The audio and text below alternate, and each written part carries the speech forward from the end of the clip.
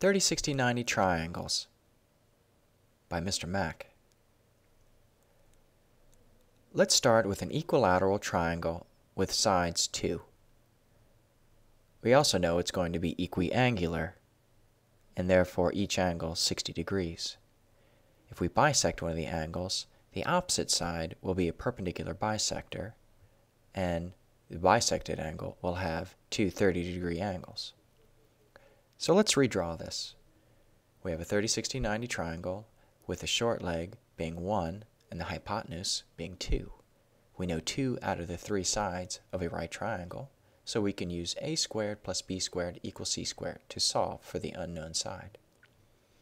When we substitute our values, 1 squared plus x squared equals 2 squared, we solve for x and get root 3. So what do we know about this relationship? The hypotenuse equals 2 times the short leg, and the long leg equals the short leg times root 3. Example 1. We have a 30, 60, 90 triangle. We want to solve for b and c. The short leg is always opposite the smallest angle, which is 30 degrees. The short leg equals 3, the long leg b, and the hypotenuse is c. So let's use our equations.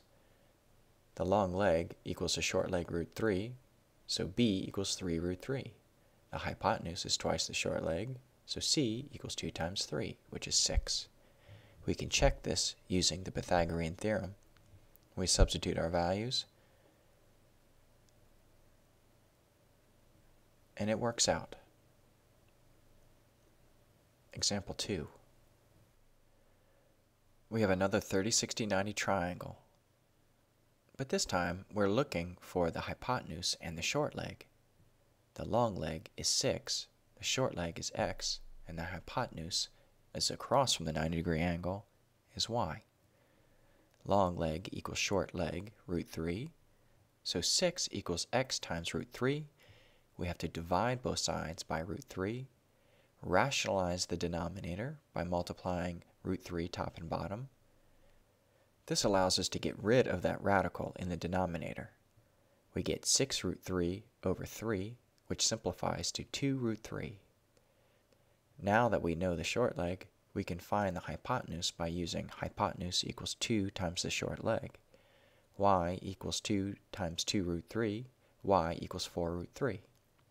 We can check our solution using the Pythagorean theorem, and it works. Example 3. In this 30, 60, 90 triangle, we're also going to be looking for the short leg and the hypotenuse. But this time, we're going to have a root involved with the long leg, which will be 12 root 3. Short leg is x, hypotenuse is z. So let's use our equation. When we solve for x, the root 3 will cancel nicely. Now we can find z by multiplying it times 2, 24. So we can check this by using the Pythagorean theorem. These numbers are slightly larger, so I'm going to have to do some calculations. But we see that our solutions worked.